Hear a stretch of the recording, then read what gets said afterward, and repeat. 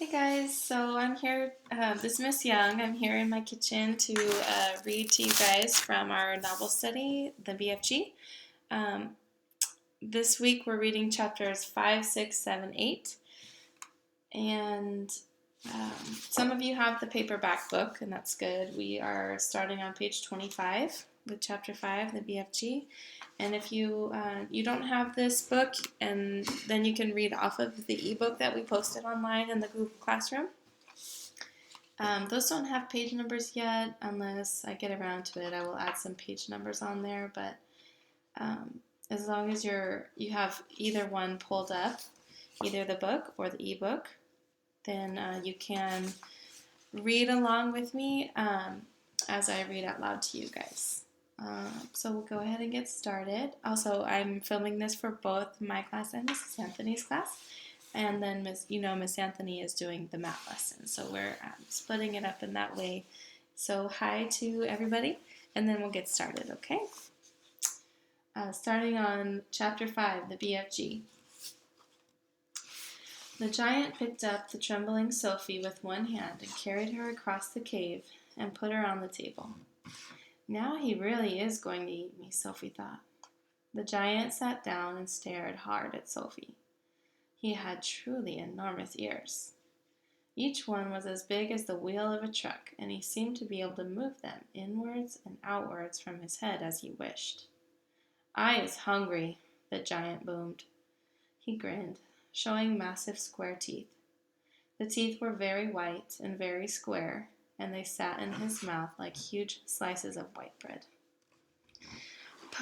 "Please don't eat me," Sophie stammered.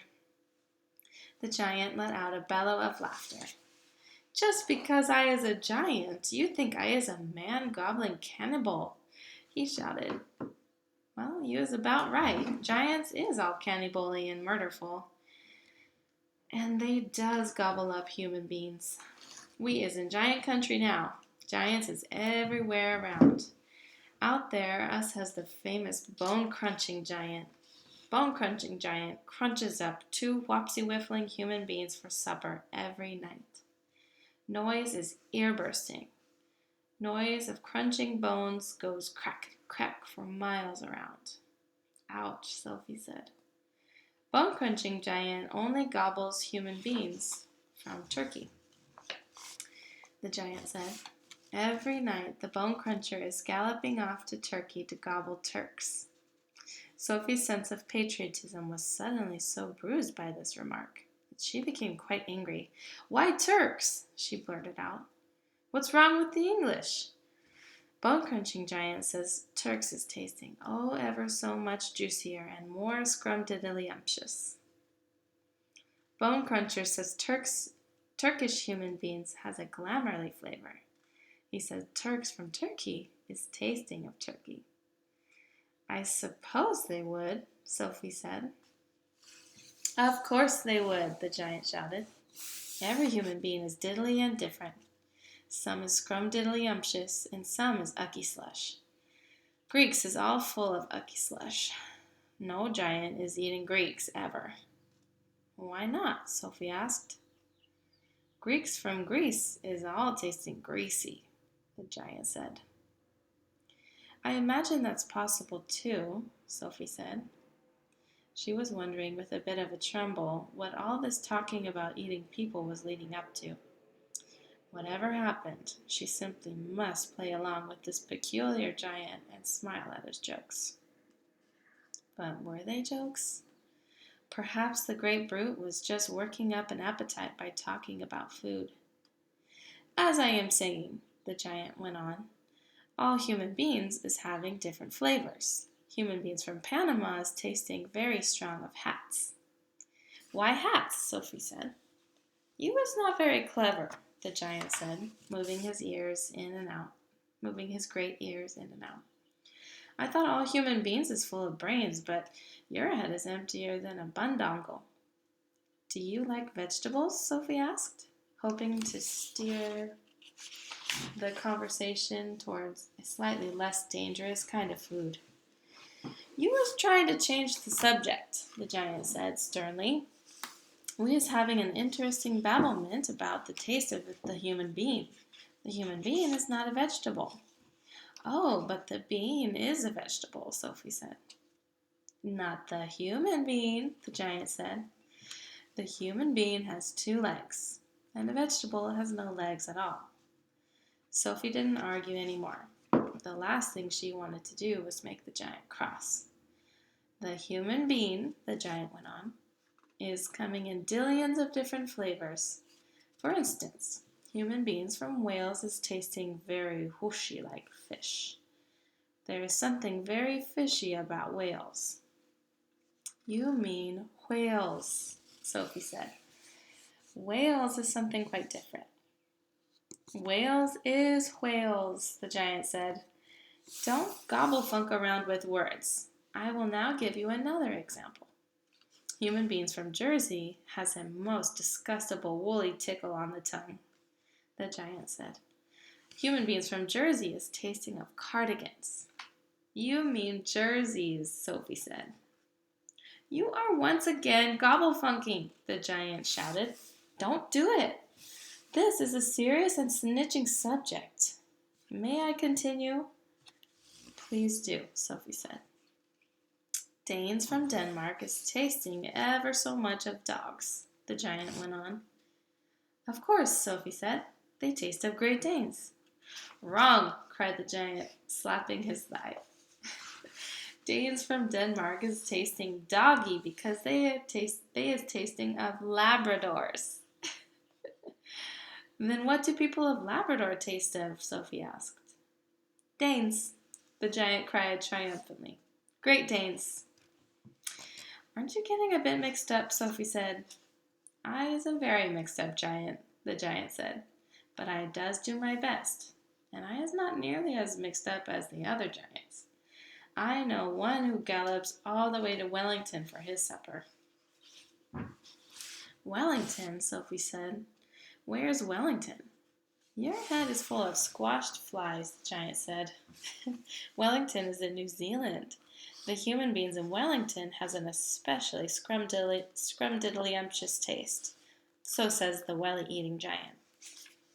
What do the people of Wellington taste of? Sophie asked. Boots, the giant said. Of course, Sophie said. I should have known. Sophie decided that this conversation had now gone on long enough. If she was going to be eaten, she'd rather get it over and done with right away than be kept hanging around anymore. What sort of human beings do you eat? She asked, trembling. Me, shouted the giant, his mighty voice making the glass jars rattle on their shelves. Me gobbling up human beings. This I never. The others, yes, all the others is gobbling them up every night, but not me. I is a freaky giant. I is a nice and jumbly giant. I is the only nice and jumbly giant in giant country. I is the big friendly giant. I is the BFG. What is your name? My name is Sophie, Sophie said, hardly daring to believe the good news she had just heard. Okay, next chapter on page 31, if you're in the book, called The Giants. But if you are so nice and friendly, Sophie said, then why did you snatch me from my bed and run away with me? Because you saw me, the big friendly giant answered. If anyone is ever seeing a giant, he or she must be taken away hip-switch. Why? Asked Sophie. Well, first of all, said the BFG, human beings is not really believing in giants, is they? Human beings is not thinking we exist. I do, Sophie said. Ah, but that is only because you has seen me, cried the BFG. I cannot possibly allow anyone, even little girls, to be seeing me and staying at home. The first thing you would be doing, you would be scuttling around yodeling the news that you were actually seeing a giant, and then a great giant hunt, a mighty giant look-see, would be starting up all over the world, with the human beings all rummaging for the great giant you saw and getting wildly excited. People would be coming rushing and bushing after me with goodness knows what, and they would be catching me and locking me into a cage to be stared at. They would be putting me into the zoo or the buncombe house. Sorry. I thought I was going to sneeze. Okay. They would be putting me into the zoo or the buncombe house with all those squiggling hippo dumplings and crocodile dillies. Sophie knew what the giant said was true. If any person reported actually having seen a giant haunting the streets of a town at night, there would most certainly be a terrific hullabaloo across the world. I will bet you, the BFG went on, that you would have been splashing the news all over the wonky world, wouldn't you, if I hadn't wiggled you away? I suppose I would, Sophie said. And that would never do, said the BFG. So what will happen to me now? Sophie asked. If you do go back, you will be telling the world, said the BFG. Most likely on the telly buncombe box and the radio squeaker. So you will just have to be staying here with me for the rest of your life. Oh no, cried Sophie. Oh yes, said the BFG, but I am warning you not ever to go whiffling about out of this cave without I is with you, or you will be coming to an ucky mucky end. I is showing you now who is going to eat you up if they is ever catching even one tiny little glimpse of you. The big friendly giant picked Sophie off the table and carried her to the cave entrance. He rolled the huge stone to one side and said, "Peep out over there, little girl, and tell me what you is seeing." Sophie, sitting on the BFG's hand, peeped out of the cave. The sun was up now and shining fiery hot over the great yellow wasteland with its blue rocks and dead trees. "Is you seeing them?" the BFG asked. Sophie, squinting through the glare of the sun, saw several tremendous tall figures moving among the rocks, about 500 yards away. 3 or 4 others were sitting quite motionless on the rocks themselves. "This is giant country," said the BFG said. "Those is all giants, every one." It was a brain-boggling sight. The giants were all naked except for a sort of short skirt around their waists, and their skins were burnt by the sun. But it was the sheer size of each one of them that boggled Sophie's brain the most of all. They were simply colossal, far taller and wider than the big friendly giant upon whose hand she was now sitting. And oh, how ugly they were! Many of them had large bellies. All of them had long arms and big feet. They were too far away for their faces to be seen clearly, and perhaps that was a good thing. "What on earth are they doing?" Sophie asked. "Nothing," said the BFG. "They is just moochling and foochling around and waiting for the night to come. Then they will all be galloping off to places where people is living to find their suppers." "You mean to Turkey," Sophie said. "Bone-crunching giant will be galloping to Turkey, of course," said the BFG. "But the others will be whiffling off to all sorts of flung-away places like Wellington for their booty flavor and Panama for the Hattie taste. Every giant is having his own favorite hunting ground." "Do they ever go to England?" Sophie asked. "Often," said the BFG. "They say that English is tasting ever so wonderfully of crod scallop." "I'm not sure I quite know what that means," Sophie said. "Meanings is not important," said the BFG. "I cannot be right all the time. Quite often I is left instead of right." "And are all those beastly giants over there really going off again tonight to eat people?" Sophie asked. "All of them is guzzling human beings every night," the BFG answered. "All of them excepting me. That is why you will be coming. That is why you will be coming to an ucky-mucky end if any of them should ever be getting his gogglers upon you. You would be swallowed up like a piece of frumpkin pie all in one dollop.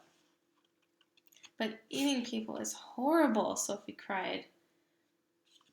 It's frightful. Why doesn't someone stop them?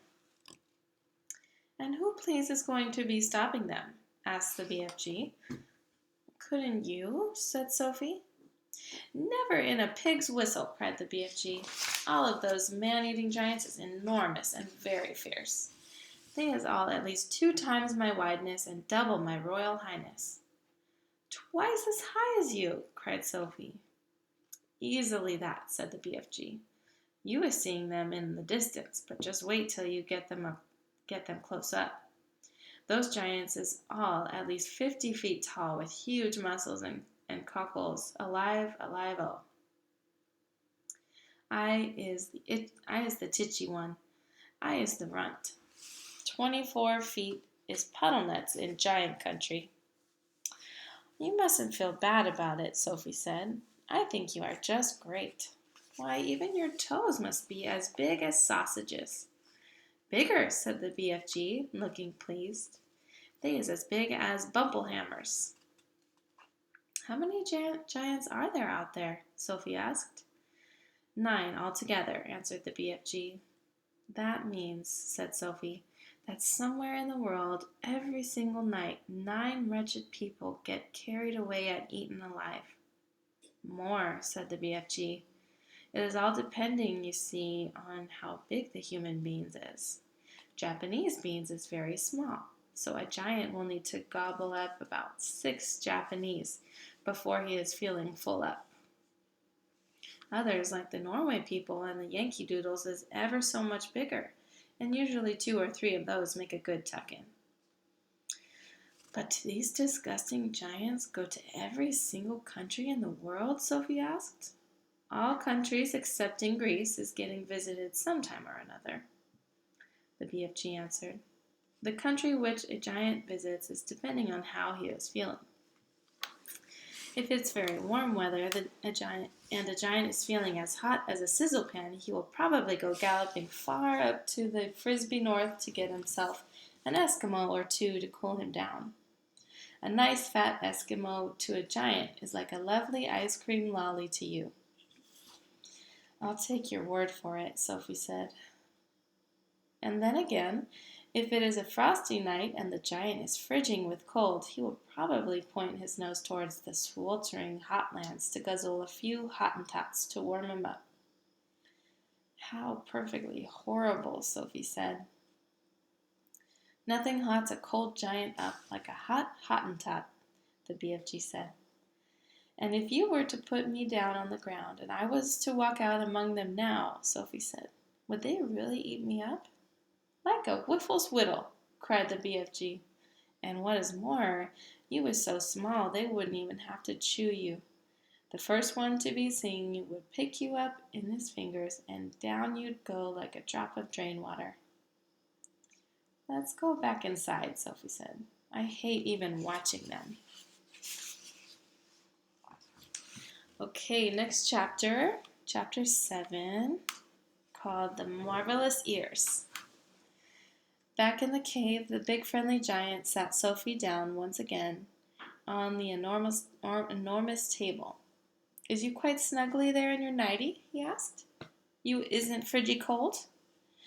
I'm fine, Sophie said. I cannot help thinking, said the BFG, about your poor mother and father. By now they must be jipping and scumping all over the house, shouting, Hello, hello, where is Sophie gone? I don't have a mother and father, Sophie said. They both died when I was a baby. Oh, you poor little scrumplet, cried the BFG. Is you not missing them very badly? Not really, Sophie said, because I never knew them. You is making me sad, the BFG said, rubbing his eyes.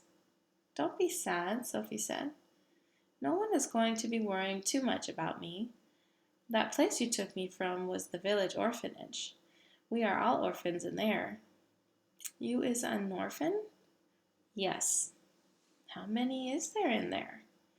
10 of us, Sophie said, all little girls. Was you happy there?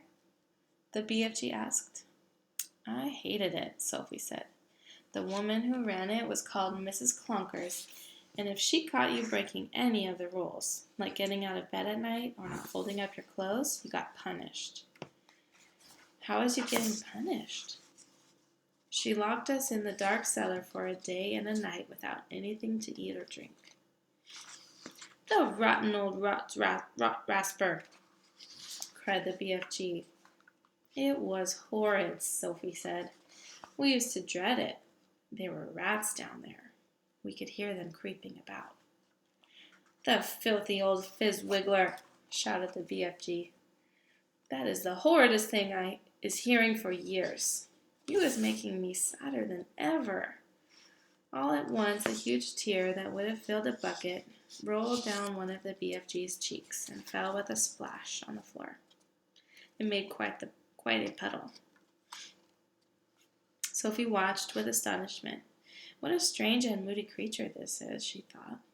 One moment he is telling me my head is full of squashed flies, and the next moment his heart is melting for me because Mrs. Clunkers locks us in the cellar. The thing that worries me, Sophie said, is having to stay in this dreadful place for the rest of my life. The orphanage was pretty awful, but I wouldn't have been there forever, would I? All is my fault, the BFG said. I is the one who kid-snatched you. Yet another enormous tear welled from his eye and splashed onto the floor. Now I come to think of it, I won't actually be here all that long, Sophie said. I is afraid you will, the BFG said. No, I won't, Sophie said. Those brutes out there are bound to catch me sooner or later and have me for tea. I is never letting that happen, the BFG said. For a few moments the cave was silent. Then Sophie said, May I ask you a question? The BFG wiped the tears from his eyes with the back of his hand and gave Sophie a long, thoughtful stare. Shoot away, he said. Would you please tell me what you were doing in our village last night? Why were you poking that long trumpet thing into the Gucci children's bedroom and then blowing through it? Aha, cried the BFG, sitting up suddenly in his chair. Now he is getting nosier than a Parker. And the suitcase you were carrying, Sophie said, what on earth was that all about? The BFG stared suspiciously at the small girl sitting cross-legged on the table. You was asking me to tell you whoopsie big secrets, he said. Secrets that nobody is ever hearing before. I won't tell a soul, Sophie said. I swear it. How could I anyway? I'm stuck here for the rest of my life. You could be telling the other giants. No, I couldn't, Sophie said. You told me they would eat me up the moment they saw me. And so they would, said the BFG. You is a human being, and human beings is like straw bunkles and cream to those giants. If they are going to eat me the moment they see me, then I wouldn't have to tell them anything, would I? Or I wouldn't have time to tell them anything, would I? Sophie said. You wouldn't, said the BFG. Then why did you say I might? Because I is brimful of buzzburgers, the BFG said. If you listen to everything I am saying, you will be getting earache. Please tell me what you were doing in our village, Sophie said. I promise you can trust me. Would you teach me how to make an elephant? The BFG asked. Okay, what do you mean? Sophie said. I would dearly love to have an elephant to ride on, the BFG said dreamily. I would so much love to have a jumbly big elephant to go riding through green forests, picking peachy fruits off the trees all day long. This is a sizzling hot, muck-frumping country we is living in. Nothing grows in it except snozcumbers. I would love to go somewhere else and pick peachy fruits in the early morning from the back of an elephant. Sophie was quite moved by this curious statement.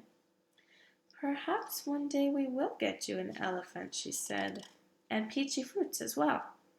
Now, tell me what you were doing in our village. If you was really wanting to know what I am doing in your village, the BFG said, I is blowing a dream into the bedroom of those children.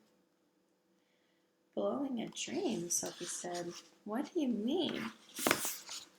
I is a dream-blowing giant, the BFG said. When all the other giants is galloping off every way in which to swallow up human beings, I is scuttling away to other places to blow dreams into their bedrooms, into the bedrooms of sleeping children. Nice dreams. Lovely golden dreams. Dreams that is giving the dreamers a happy time. Now, hang on a minute, Sophie said. Where do you get these dreams? I collect them, the BFG said, waving an arm towards all the rows and rows of bottles on the shelves. I has billions of them. You can't collect a dream, Sophie said. A dream isn't something you can catch hold of. You is never going to understand about it, the BFG said. That's why I is not wishing to tell you. Oh, please tell me, Sophie said. I will understand. Go on. Tell me how you collect your dreams. Tell me everything. The BFG settled himself comfortably in his chair and crossed his legs. Dreams, he said, is very mysterious things. They is floating around in the air like little wispy, misty bubbles, and all the time they is searching for sleeping people. Can you see them? Sophie asked. Never at first. Then how do you catch them if you can't see them? Sophie asked. Aha, said the BFG. Now he is getting on to the dark and dusky secrets. I won't tell his whole. I is trusting you, the BFG said. He closed his eyes and sat quite still for a moment while Sophie waited. A dream, he said, as it goes whiffling through the night air, is making a tiny little buzzing humming noise. But this little buzzy hum is so silvery soft, it is impossible for a human being to be hearing it. Can you hear it? Sophie asked. The BFG pointed up at his enormous truck wheel ears, which he now began to move in and out. He performed this exercise proudly, with a little proud smile on his face. Is you seeing these? He asked. How could I miss them? Sophie said. They may be is looking a bit preposterous to you, the BFG said, but you must believe me when I say they is very extra usual ears indeed. They is not to be coughed at. I'm quite sure they're not, Sophie said. They is allowing me to hear absolutely every single twiddly little thing. You mean you can hear things I can't hear? Sophie said. You is deaf as a dumpling compared with me, cried the BFG. You is hearing only thumping loud noises with those little earwigs of yours, but I am hearing all the secret whisperings of the world. Such as what? Sophie said. In your country, he said, I is hearing the footsteps of a ladybird as she goes walking across a leaf. Honestly, Sophie said, beginning to be impressed. What's more, I is hearing those footsteps very loud, the BFG said. When a ladybird is walking across a leaf, I is hearing her foot going clumpity, clumpity, clump, like giant's footsteps. Good gracious me, Sophie said. What else can you hear? I is hearing the little ants chittering to each other as they scuttle around in the soil. You mean you can hear ants talking? Every single word, the BFG said, although I is not exactly understanding their language. Go on, Sophie said. Sometimes on a very clear night, the BFG said, and if I is swiggling my ears in the right direction, and here he swiveled his great ears upwards so they were facing the ceiling. If I is swiggling them like this, and the night is very clear, I is sometimes hearing far-away music coming from the stars in the sky. A queer little shiver passed through Sophie's body. She sat very quiet, waiting for more. My ears is what told me you was watching me out of your window last night, the BFG said. But I didn't make a sound, Sophie said. I was hearing your heart beating across the road, the BFG said, loud as a drum. Go on, Sophie said, please. I can hear plants and trees. Do they talk? Sophie asked. They is not exactly talking, the BFG said, but they is making noises. For instance, if I come along and I is picking a lovely flower, if I is twisting the stem of the flower till it breaks, then the plant is screaming. I can hear it screaming and screaming very clear. You don't mean it, Sophie cried. How awful. It is screaming just like you would be screaming if someone was twisting your arm right off. Is that really true? Sophie asked. You think I is Swiss-figgling you? It is rather hard to believe. Then I is stopping right here, said the BFG sharply. I is not wishing to be called a fibster. Oh, no, I'm not calling you anything, Sophie cried. I believe you, I really do. Please, go on. The BFG gave her a long, hard stare. Sophie looked right back at him, her face open to his. I believe you, she said softly. She had offended him. She could see that. I wouldn't ever be fibbling to you, he said. I know you wouldn't, Sophie said, but you must understand that it isn't easy to believe such amazing things straight away. I understand that, the BFG said. So do please forgive me and go on, she said. He waited a while longer and then he said, It is the same with trees as it is with flowers. If I is chopping an axe into the trunk of a big tree, I is hearing a terrible sound coming from inside the heart of the tree. What sort of sound? Sophie asked. A soft moaning sound, the BFG said. It is like the sound an old man is making when he is dying slowly. He paused. The cave was very silent. Trees is living and growing just like you and me, he said. They is alive, so is plants. He was sitting very straight in his chair now, his hands clasped tightly together in front of him. His face was bright, his eyes round and bright as two stars. Such wonderful and terrible sounds I is hearing, he said. Some of them you would never wish to be hearing yourself, but some is like glorious music. He seemed almost to be transfigured by the excitement of his thoughts.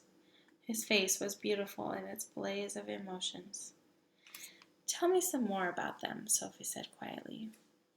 You just ought to be hearing the little mices talking, he said. Little mices is always talking to each other, and I is hearing them as loud as my own voice. What do they say? Sophie asked. Only the mices know that, he said. Spiders is also talking a great deal. You might not be thinking it, but spiders is the most tremendous natterboxes. And when they is spinning their webs, they is singing all the time. They is singing sweeter than a nightingale. Who else do you hear? Sophie asked. One of the biggest chat bags is the cattle peddlers, the BFG said. What do they say? They is arguing all the time about who is going to be the prettiest buttery fly. That is all they is ever talking about. Is there a dream floating around in here now? Sophie asked. The BFG moved his great ears this way and that, listening intently. He shook his head. There's no dream in here, he said, except in the bottles. I has a special place to go for catching dreams. They is not often coming into giant country. How do you catch them? The same way you is catching buttery flies, the BFG answered, with a net. He stood up and crossed over to the corner of the cave where a pole was leaning against the wall. The pole was about 30 feet long, and there was a net on the end of it. "Here is the dream catcher," he said, grasping the pole in one hand. "Every morning I is going out and snitching new dreams to put in my bottles." Suddenly he seemed to lose interest in the conversation. "I is getting hungry," he said. It is time for eats." Okay, on to our last chapter for today, or for this week, called Snozzcumbers.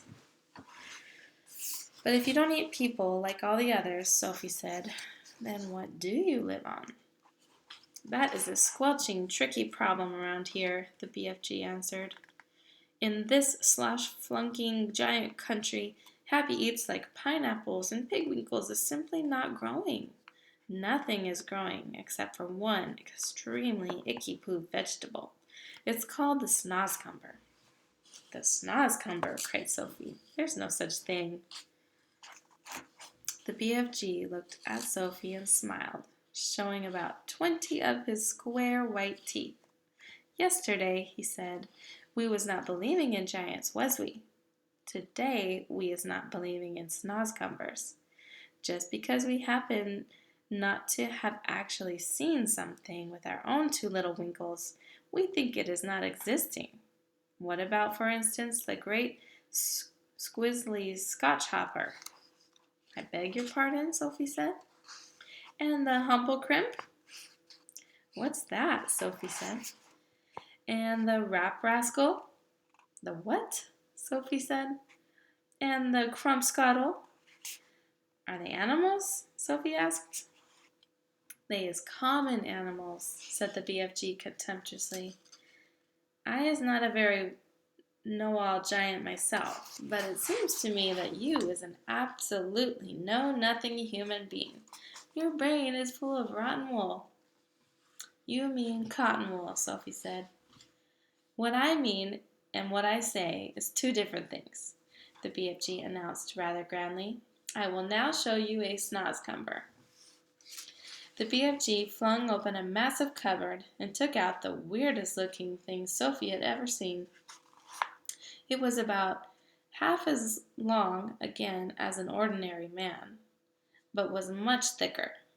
It was as thick around its girth as a perambulator. It was black with white stripes all along its length, and it was covered all over with coarse knobbles. "Here is the repulsant snozzcumber," cried the BFG, waving it about. "I squoggle it, I despise it, I dispunge it. But because I is refusing to gobble up human beings like the other giants, I must spend my life guzzling up icky-poo snozzcumbers instead. If I don't, I will be nothing but skin and groans." "You mean skin and bones," Sophie said. "I know it is bones," the BFG said, "but please understand that I cannot be helping it if I sometimes is saying things a little squiggly. I was trying my very best all the time." The big friendly giant looked suddenly so forlorn that Sophie got quite upset. "I'm sorry," she said. "I didn't mean to be rude." "There never was any schools to teach me talking in giant country," the BFG said sadly. "But couldn't your mother have taught you?" Sophie asked. "My mother!" cried the BFG. "Giants don't have mothers. Surely you was knowing that." "I did not know that," Sophie said. "Who ever heard of a woman giant?" shouted the BFG, waving the snozzcumber around his head like a lasso. "There never was a woman giant, and there never will be one. Giants is always men." Sophie felt herself getting a little muddled. "In that case," she said, "how were you born?" "Giants isn't born," the BFG answered. "Giants appears, and that's all there is to it. They simply appears, the same way as the sun and the stars." "And when did you appear?" Sophie asked. "Now how on earth could I be knowing a thing like that?" said the BFG. It was so long ago I couldn't count. You mean you don't even know how old you are? No giant is knowing that, the BFG said. All I is knowing about myself is that I is very old and crumbly, perhaps as old as the earth. What happens when a giant dies? Sophie asked. Giants is never dying, the BFG answered. Sometimes and quite suddenly a giant is disappearing, and nobody is ever knowing where he goes to. But mostly us giants is simply going on and on like whipsy time twiddlers. The BFG was still holding the awesome snozzcumber in his right hand, and now he put one end into his mouth and bit off a huge chunk of it. He started crunching it up, and the noise he made was like the crunching of lumps of ice. It's filthy, he sputtered, speaking with his mouth full and spraying large pieces of snozzcumber like bullets in Sophie's direction. Sophie hopped around on the tabletop, ducking out of the way. It's disgusterous, the BFG gurgled. It's sickable. It's rotsome. It's maggot-wise. Try it yourself, this foulsome snozzcumber. It's still going? Okay. No, thank you, Sophie said, backing away. It's all you're going to be guzzling around here from now on, so you might as well get used to it, said the BFG. Go on, you snipsy little winkle, have a go. Sophie took a small nibble. Ugh, she spluttered. Oh no, oh gosh, oh help. She spat it out quickly. It tastes of frog skins, she gasped, and rotten fish. Worse than that, cried the BFG, roaring with laughter. To me, it is tasting of clock coaches and slime wanglers. Do we really have to eat it? Sophie said. You do, unless you is wanting to become so thin you will be disappearing into thick air. Into thin air, Sophie said. A thick ear is something quite different. Once again, that sad, winsome look came into the BFG's eyes. Words, he said, is such a tickling problem to me all my life. So you must simply try to be patient and stop squibbling. As I am telling you before, I know exactly what words I am wanting to say, but somehow or other they is always getting squiddled around. That happens to everyone, Sophie said. Not like it happens to me, the BFG said. I is speaking the most terrible Wicklish. I think you speak beautifully, Sophie said. You do? Cried the BFG, suddenly brightening. You really do? Simply beautifully, Sophie repeated. Well, that's the nicest present anybody is ever giving me in my whole life, cried the BFG. Are you sure you is not twiddling my leg? Of course not, Sophie said. I just love the way you talk. How wondercrump, cried the BFG, still beaming. How whoopsie splunkers. How absolutely squiffling. I is all of a stutter. Listen, Sophie said. We don't have to eat snozzcumbers. In the fields around our village there are all sorts of lovely vegetables like cauliflowers and carrots. Why don't you go get some of those next time you go visiting? The BFG raised his great head proudly in the air. I is a very honorable giant, he said. I would rather be chewing up rotsome snozzcumbers than snitching things from other people. You stole me, Sophie said. I did not steal you very much, said the BFG, smiling gently. After all, you was only a tiny little girl. Okay, guys, that ends the last chapter that we're reading for this week. I hope you enjoyed it. See you guys next week. Thanks. Bye.